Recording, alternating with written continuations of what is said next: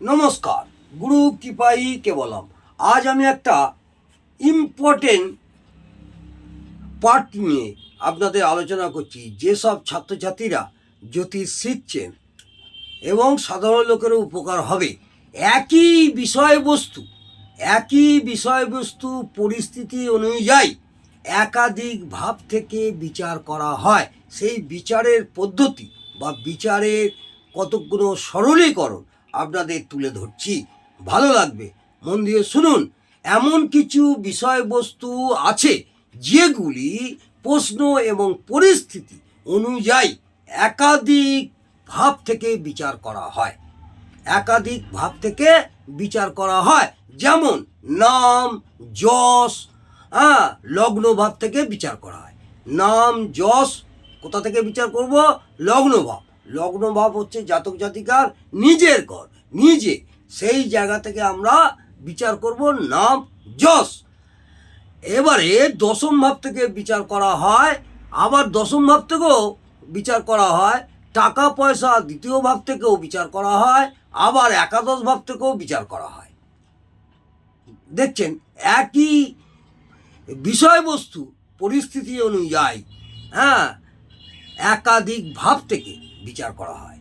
এক জায়গা থেকে বিচার করবো, দ্বিতীয় ভাব থেকে ধন অর্থ বলে শুধু দ্বিতীয় ভাব থেকে বিচার করবো তা নয়, তাহলে টাকা পয়সা দ্বিতীয় ভাব থেকেও বিচার করা হয়, আবার একাদশ ভাব থেকেও বিচার করা হয়।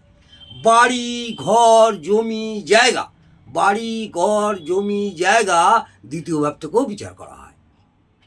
আমরা সাধারণত চতুর্থ ভাবই জেনে রাখি, কিন্তু না, একাদশ ভাব থেকে যেমন টাকা পয়সা দ্বিতীয় ভাব থেকে বিচার করা হয়, আবার একাদশ ভাব থেকে বিচার হয়, আবার সেই রকম বাড়ি ঘর জমি জায়গা দ্বিতীয় ভাব থেকেও বিচার করা হয়, আবার চতুর্থ ভাব থেকেও বিচার করা হয়।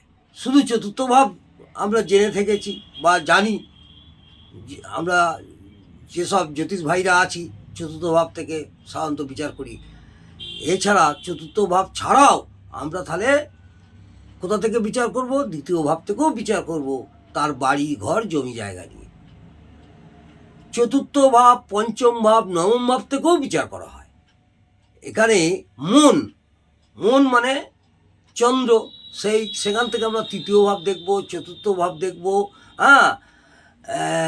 সে পঞ্চম ভাব দেখব এবং নবম ভাব থেকেও বিচার করব। এই ধরনের আরও বহু জিনিস আছে যেখানে বিষয়বস্তু একই রকম, কিন্তু বিচার করতে হবে প্রশ্নের পরিস্থিতি অনুযায়ী, কারক ভাব থেকে বা চার্টের পরিস্থিতি অনুযায়ী। ছাত্রছাত্রীদের বোঝার সুবিধার জন্যে আমি দুটি সরলীকরণের দ্বারা আপনাদের বোঝাতে চাইছি, মন দিয়ে শুনুন। প্রথম উদাহরণ, কোনো জাতক জাতিকার নাম যশ দুই জায়গা থেকে বিচার করা হবে। নাম যশ দুই জায়গা থেকে বিচার করা হবে। একই হলো লগ্ন থেকে নাম, আর একটা হলো দশম ভাব থেকে বিচার। নামের বিচার করব, নাম যশ বিচার করব কোথা থেকে? দ্বিতীয় ভাব থেকে। দুই জায়গা থেকে আমরা বিচার করব, একই হলো লগ্ন থেকে আর নাম, আর একটা হলো দশম ভাব থেকে। জাতক জাতিকাদের নাম যশ দুই জায়গা থেকে আমরা বিচার করব। এক নম্বর লগ্ন ভাব নিজের থেকে, আর দশম ভাব থেকে। বোঝা গেল? এখানে প্রশ্ন আসতে পারে, কোনো ছাত্রছাত্রীদের মনে একটা বিভ্রান্তিও আসতে পারে, কোন নাম যশ কোন ঘর থেকে বিচার করতে বিচার ফল বলবো।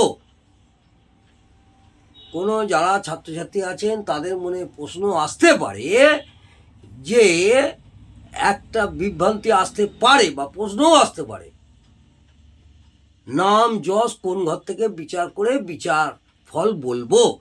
ছাত্রছাত্রীদের বোঝা সুবিধার জন্য আমি সরলীকরণ করছি আপনাদের।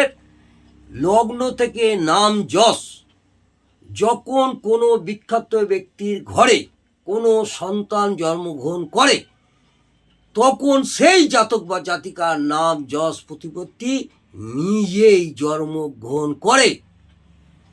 বোঝা গেল? আবার বলি, লগ্ন থেকে আমরা নাম যশ যখন কোনো বিখ্যাত ব্যক্তির ঘরে কোনো সন্তান জন্মগ্রহণ করে, তখন সেই জাতক বা জাতিকার নাম যশ প্রতিপত্তি নিজেই জন্মগ্রহণ করে। যেমন রবীন্দ্রনাথ ঠাকুর, অর্থাৎ জন্মগত সূত্র থেকে যে নাম যশ প্রতিপত্তি সেটা লগ্নভাব থেকে বিচার করা হয়। বোঝা গেল?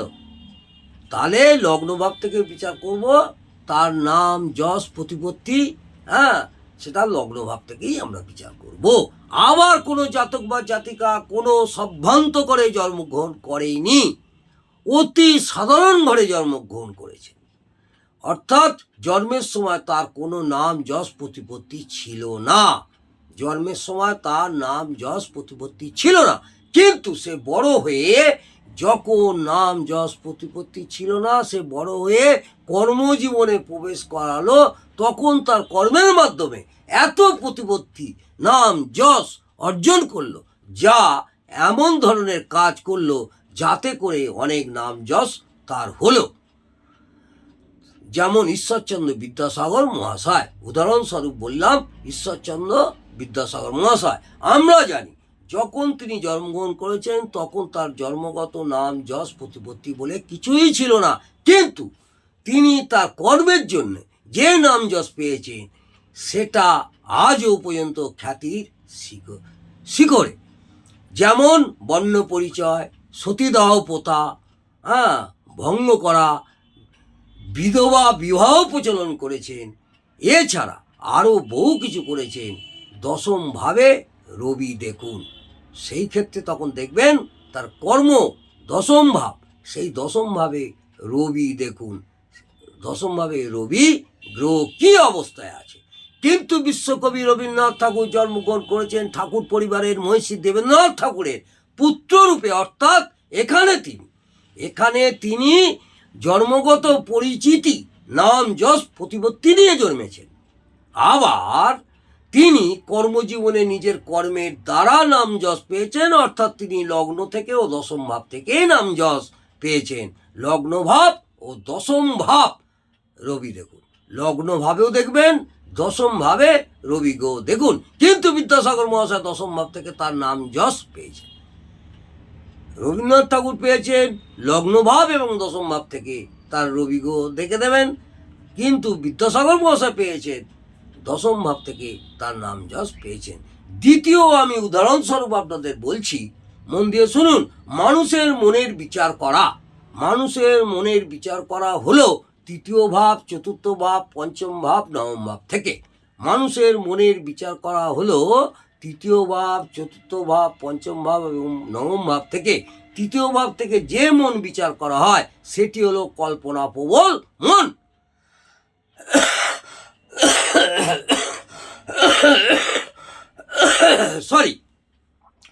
তৃতীয় ভাব থেকে যে মন বিচার করা হয় সেটা হলো কল্পনা প্রবল মন। কারণ তৃতীয় ভাব হলো বাড়ির বাইরে, তৃতীয় ভাব হলো বাইরের বাইরে, অর্থাৎ চতুর্থের দ্বাদশ। বোঝা গেল? চতুর্থের দ্বাদশ, কারণ চতুর্থ ভাব থেকে বাড়ির বিচার করা হয়। তৃতীয় ভাব হলো যোগাযোগ, অর্থাৎ মনের সঙ্গে কোনো বিষয়বস্তুর কল্পনা শক্তির দ্বারা বা কল্পনা শক্তির মাধ্যমে মনের যোগাযোগ। আমি তাই ছাত্রছাত্রীদের বোঝার সুবিধার জন্য বিষয়টা সরলীকরণ করেছি। যেমন অনেকেই বর্তমান সময়ে দাঁড়িয়ে মনে হয় ছোটবেলার মামার বাড়িতে কত আনন্দ করেছিলাম, বা স্কুলে বন্ধু বান্ধবদের সঙ্গে কত খেলা করেছিলাম, বা কোথাও ভ্রমণে গিয়ে অনেক আনন্দ করেছিলাম। অথবা এটাও মনে হতে পারে ভবিষ্যতে কোনো একটা জায়গায় বেড়াতে গিয়ে কত আনন্দ করব, বা কোনো বন্ধুর সঙ্গে দেখা হলে খুব গল্প করব। অতএব অতীতের ঘটনা মনে করতে গেলে সেই ঘটনার সঙ্গে মনের সঙ্গে যে যোগাযোগ বা ভবিষ্যতের ঘটনার সঙ্গে মনের সঙ্গে যে যোগাযোগ, অর্থাৎ কোনো কিছুর সাথে কোনো কিছুর যোগাযোগের জন্য যে সেতু লাগে, অর্থাৎ মনে যে যোগাযোগ বা সংযোগ ঘটে, এই যোগাযোগ বা সংযোগের জন্য কোনো একটা সেতুর দরকার হয়। কল্পনায় এই সেতুর কাজ করে, কল্পনায় এই সেতুর কাজ করে। এক কথায় একদিকে মন, অন্যদিকে ঘটনা ও মাঝখানে কল্পনা। বোঝা গেল? কি সুন্দর জিনিস। এক কথায় একাধিক মন, অন্যদিকে ঘটনা ও মাঝখানে কল্পনা। অতএব তৃতীয় ভাব যোগাযোগ নির্দেশ করে ও চন্দ্র হলো মন। তৃতীয় ভাব যোগাযোগ নির্দেশ করে আর চন্দ্র হলো মন। চতুর্থ ভাব থেকে আমাদের পারিবারিক মন, চতুর্থ ভাব থেকে আমাদের পারিবারিক মন, যেমন বেঁচে থাকার জন্যে যে মন, যেমন বেঁচে থাকার জন্যে যে মন, ভালো থাকার জন্যে যে মন, দুঃখে থাকার জন্যে যে মন, অর্থাৎ মাঝে মাঝে আমরা যে বলি আজ মনটা খুব খারাপ, বলি না আমরা আজ মনটা যে খুব খারাপ, বা মনটা হাউতাস করছে, মনটা হাউতাস করছে, এসব বলি তো, বা মনটা খুব আঞ্চল করছে, বা মনের ভিতরটা কেমন করে ফাঁকা ফাঁকা লাগছে, বা আজ মন খুব ভালো নেই, এই ধরনের মনগুলো চতুর্থ ঘর থেকে বিচার করা হয়। এই ধরনের মনকে আমরা চতুর্থ ঘর থেকে বিচার করি বা বিচার করা হয়। চতুর্থে চন্দ্র দেখুন, তখন দেখবেন চতুর্থ ভাবে চন্দ্র কি অবস্থায় আছে, চন্দ্র দেখুন, চন্দ্রগ্রহকে দেখুন, চন্দ্রগ্রহ কি অবস্থায় আছে। কিন্তু যদি চতুর্থ ভাব এবং চন্দ্র কোনো রকমভাবে অশুভত্বের ছোঁয়া পায়, মন দিয়ে শুনুন, যদি চতুর্থ ভাব এবং চন্দ্র কোনো রকমভাবে অশুভত্বের ছোঁয়া পায়, সেক্ষেত্রে পরিস্থিতি অনুযায়ী বিচার করতে হবে, সেক্ষেত্রে পরিস্থিতি অনুযায়ী বিচার করতে হবে। আবার একটা কথা মনে রাখতে হবে, কালপুরুষের অঙ্গ বিভাজন অনুযায়ী চতুর্থ ভাব বুকে পড়ে, কালপুরুষের অঙ্গ বিভাজন অনুযায়ী চতুর্থ ভাব আমাদের কোথায় পড়ে, বুকে।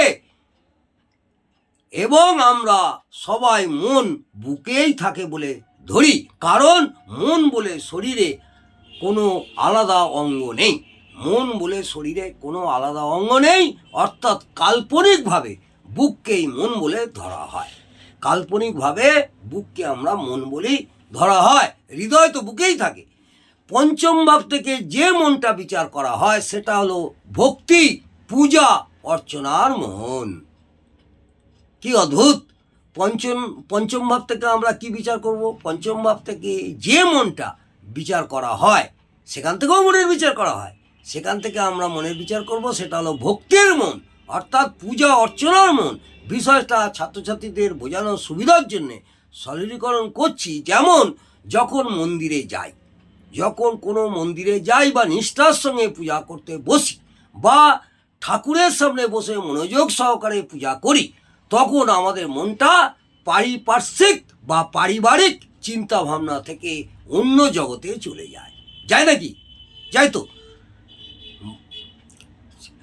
একটা নির্দিষ্ট একাগ্রতাপূর্ণ জায়গায় চলে যায়। কি ঠিক বলছি তো? এই যে একটা একাগ্রতাপূর্ণ মন বা একটা শুভ চিন্তা ভাবনায় মন, অর্থাৎ পূজা অর্চনায় পঞ্চম ভাব থেকে বিচার করা হয়, এবং চন্দ্র হলো মন, এবং চন্দ্র হলো মন। নবম ভাব থেকে যে মন বিচার করা হয়, এটা সম্পূর্ণ আমাদের ত্যাগের মন। নবম ভাব থেকে যে মন বিচার করব, তাহলে মন কত জায়গা থেকে বিচার করা হয়? নবম ভাব থেকে আমরা কি বিচার করব? নবম ভাব থেকে আমরা আধ্যাত্মিক জগৎ ও ধর্মের জগৎ, ধর্মীয় ত্যাগের জগৎ, উচ্চ মার্গ বিচার করা হয়।